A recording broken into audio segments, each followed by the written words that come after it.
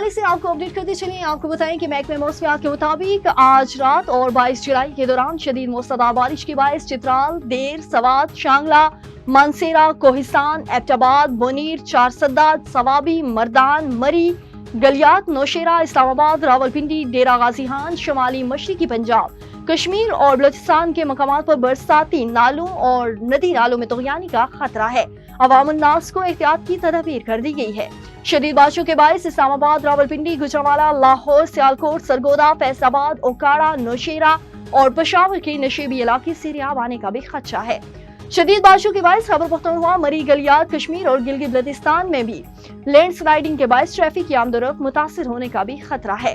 شدید بارشوں، آندھی، چکر چلنے اور گرج چمک کے باعث روزمرہ کے معمولات متاثر ہونے اور کمزور انفراسٹرکچر، کچے گھر، دیواریں، بجلی کے کھمبے، بل بورڈز، گاڑیوں، سولر پینلز وغیرہ کو بھی نقصان کا اندیشہ ہے.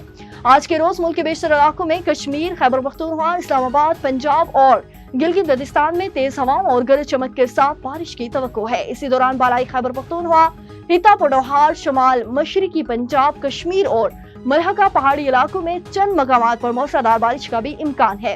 ملک کے دیگر علاقوں میں موسم گرم اور خبس رہنے کا امکان ہے. گزشتہ 24 گھنٹوں کے دوران ملک کے بیشتر علاقوں میں موسم گرم اور مرطوب رہا. تاہم اسلام آباد، بالائی پنجاب، خیبر پختونخوا، کشمیر، شمال مشرقی بلوچستان، سندھ اور کشمیر میں تیز ہواؤں اور گرج چمک کے ساتھ بارش، جبکہ چند مقامات پر موسلادھار بارش ہوئی ہے. آج ریکارڈ کی گئی زیادہ سے زیادہ درجہ حرارت میں نوکنڈی، دالبدین 45 اور چلاس میں 43 ڈگری سینٹی گریڈ ریکارڈ کیا گیا.